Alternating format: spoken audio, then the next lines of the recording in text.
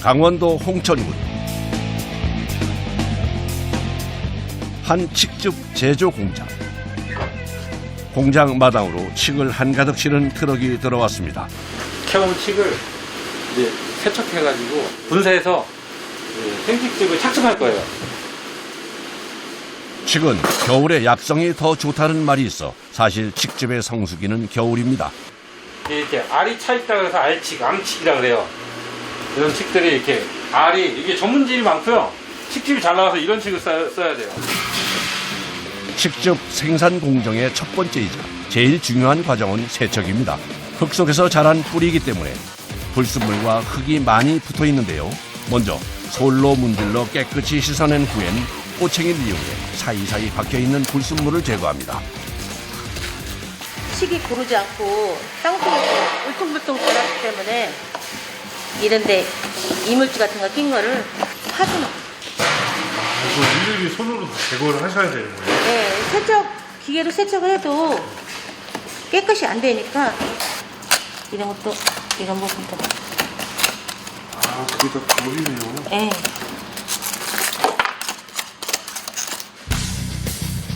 하루 생산량 800kg. 세척하는 것도 쉽지 않습니다. 세척이 끝나면 분쇄를 하는데요. 칡은 통째로 다리는 것보다 분쇄를 해서 즙으로 만드는 것이 영양분 추출의 용이에 꼭 필요한 과정이라고 합니다. 그런데 문제는 아무리 조심을 해도 기계 밖으로 칡이 많이 튀어 분쇄하는 것이 아주 까다롭습니다. 이게 팍 튀어나오기 때문에 이것도 이렇게 잡아주는 것도 이렇게 눌러주는 거예요. 튕겨 나오기 때문에. 그럼 얼굴을 탁 치잖아요. 몇 번 맞아서 처음에.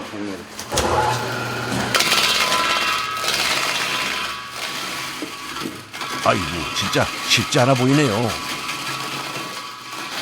그래, 빨고 저. 더워서 그래요, 이게 굳은 살이에요, 이게. 꽉 잡고 있으니까 이게. 하고 나면 이렇게 덜덜 떨려요. 진동 때문에. 힘이 들어갖고 굳은 살 생기고, 계속 힘주면서 진동을 받으니까 이게 손이 덜덜 떨려요. 끝나고 나면은. 떨리시는 것 같아요. 네, 이게. 끝나고 나면 이렇게 떨려요. 작업자의 노력으로 두꺼운 칡이 아주 잘게 분쇄됐습니다. 다음은 핵심 과정인 착즙입니다. 즙을 짜기 전에 30분 정도 상온에서 숙성을 시켜야 좋은 칡즙을 얻을 수 있다고 하네요. 압력으로 눌릴 거예요. 전력으로요? 네.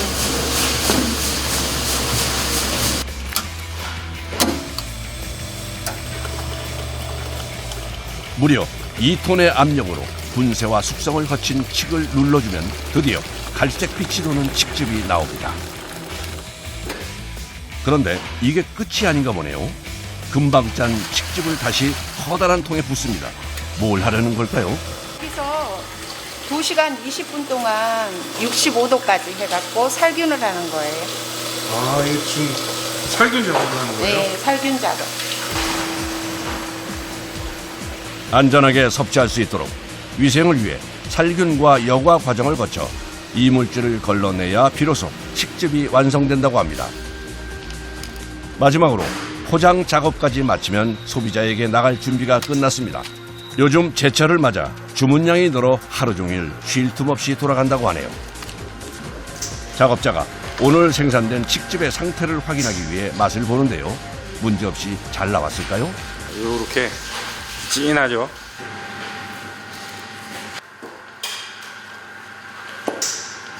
괜찮네요.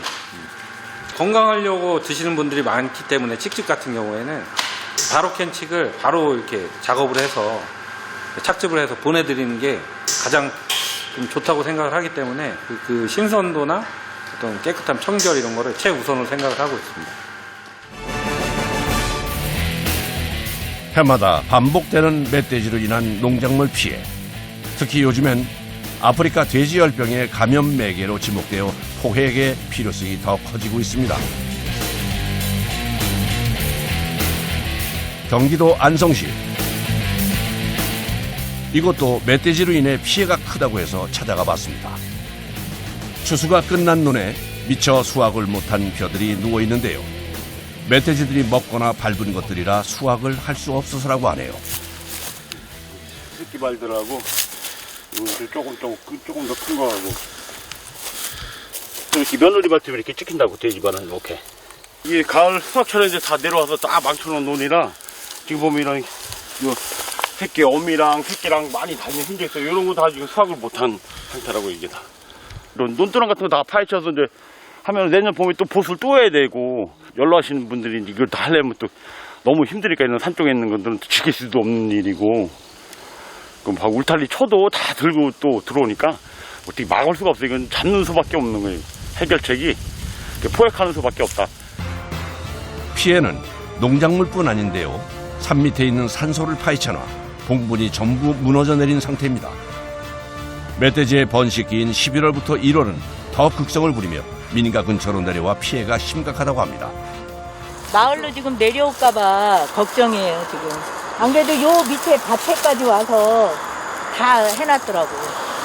바로 여기 밑에 밭에. 그래서 그렇고 밑에 산소도 그렇고 저쪽 산소도 그렇고 뭐 멀쩡한 산소가 하나도 없네. 그러니까 산소나 마을 뒷밭, 텃밭 같은데 지금 다 파헤쳐 놓으니까 그 이제 잠정적으로 겨울 되면 먹을 게 없으면 이제 마을로 이제 동네로 내려올까봐 그게 제일 걱정이죠. 피해가 더 커지기 전에 막는 것이 시급해 보입니다. 세 분인가 다쳤으니까 안성시에서도 크게 한 70번 정도 꼬매셨던 것 같은데 올해 이분 한 분은 아침에 산책하시다가 한참 동안 입원했다가 퇴원하신 분이 계세요. 당연히 난리 났었죠. 퇴치를 위해 안성시 유해동물 포획단 단원들이 모였습니다. 목을 한 명 여기 쓰고 9부나 8부로 감아 돌아. 그러면 이쪽에서도 돼지 많이 일어나거든. 난 이쪽으로 돌아서 이 줄기 여기에 돼지 많이 붙는다고. 산 왼쪽과 오른쪽에 두 팀을 배치. 양쪽에서 멧돼지를 몰고 내려오고 도주로를 다른 포수가 지키는 형태로 포획을 진행할 계획입니다. 산이 이제 악산이라서 거기를 다 타야 되니까 그걸 개들이 수색을 할 거지만 사람도 뒤를 따라가 줘야 되니까 그게 이제 좀 쉬운 작업은 아니에요. 본격적으로 멧돼지 포획 준비를 하는 작업자들.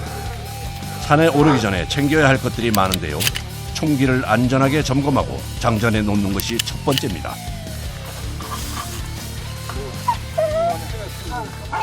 다음은 멧돼지를 찾고 준비해줄 사냥개들에게 채울 GPS도 준비를 해야 합니다. 수영이 안 보이다 보니까 개가 어느 위치에 있고 몇 미터 나가 있고 이걸 확인하기 위해서 항상 이 GPS를 채워야 돼요. 포획 단원들도 상호 간의 위치 확인이 가능할 수 있게 GPS를 부착합니다. 경력이 워낙 화려한 놈이라 제가 데리고 와서는 한 150마리 잡았고 전 견주가 뭐 한 6, 700마리 정도 잡았다 그래서 그 표 한 7, 800마리 정도 잡은 게요. 뭐 경력은 진짜 화려한 게니까. 포획 시 사냥개는 굉장히 중요한 역할을 하는데요. 멧돼지는 야행성 동물로 낮엔 수면 중이라 육안으로 찾는 건 쉽지 않아 사냥개들이 먼저 발견하고 위치를 알려주는 역할을 합니다. 11m, 5m 이렇게 거리 표시가 나와요. 그리고 이제 그 다음에 위치를 찍으려면 이제 위성으로 지금 저희가 있는 이 위성지거든요.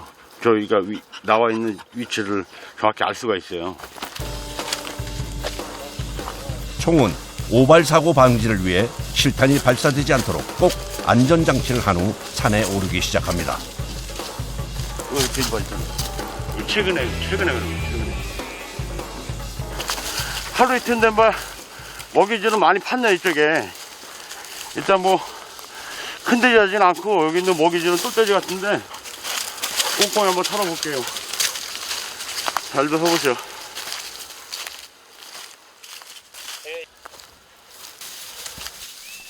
먼저 사냥개들이 출발하면 포획단은 멧돼지의 흔적을 찾는 탐색을 시작합니다. 이게 돼지발이라고요? 네, 이렇게. 이 정도면 한 300근 넘죠? 180kg 이상. 180kg. 발자국을 보니 근처에 멧돼지가 있는 것은 확실한 것 같습니다.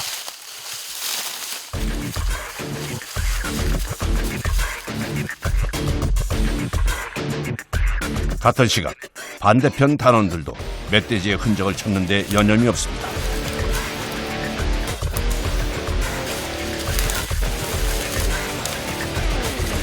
평소 다니던 길로만 다니는 멧돼지의 습성상 포획을 하기 위해선 지나가는 흔적을 찾는 작업이 굉장히 중요하다고 합니다.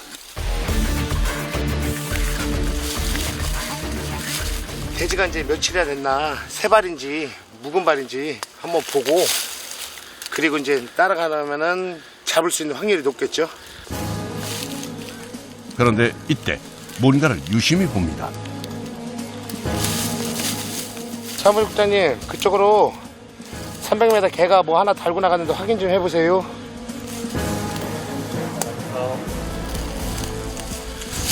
뭐가 있는 거예요? 뭘 좀 달고 나가긴 나간 것 같은데 고라니인지 돼지인지 모르겠어요. 일단은 거리가 머니까는 개 짖는 소리가 안 들려요. 선생님 밑으로 이렇게 가셔야 되는 거예요? 이렇게 등산로도 아닌 험한 산길을 헤치며 걷는 일이 일상입니다. 쉽진 않지만 누군가는 꼭 해야 하는 일입니다. 자, 소나무죠? 네. 지금 이빨로 긁어놓은 거예요. 긁어놓은 지 얼마 안 된 거예요. 자, 송진으로 몸에 붙은 찐득이나 상처들을 치료하기 위해서 목욕하고 비비고 이빨에다가 긁어서 송진으로다가 이제 치료로 자가 치료를 하는 거죠. 멧돼지가요? 얼마 안 된 흔적을 보니 근처에 있을 확률이 높아 보입니다. 그런데 뭐라도 찾은 걸까요? 사냥개들이 급하게 뛰기 시작합니다. 행동이 좀 이상해졌어요. 좀 부잡스러워.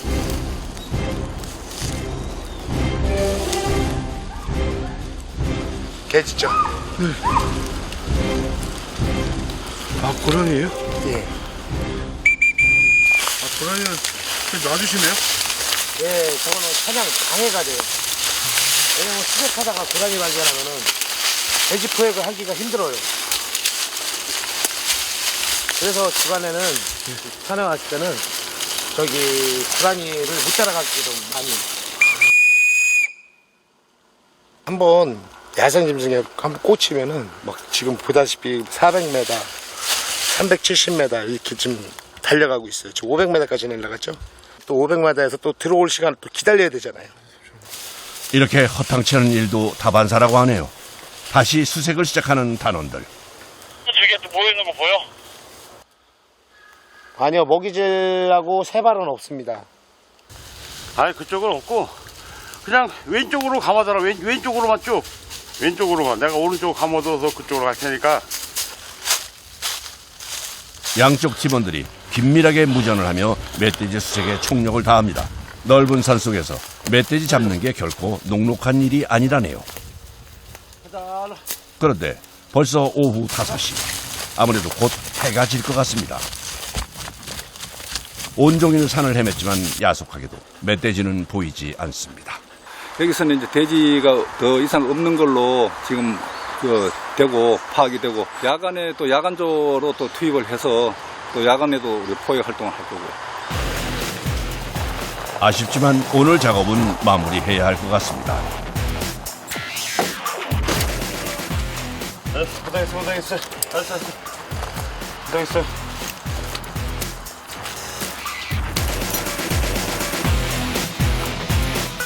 멧돼지 포획 작업을 마치고 집으로 돌아와 제일 먼저 하는 일은 지친 사냥개들을 살피는 일입니다.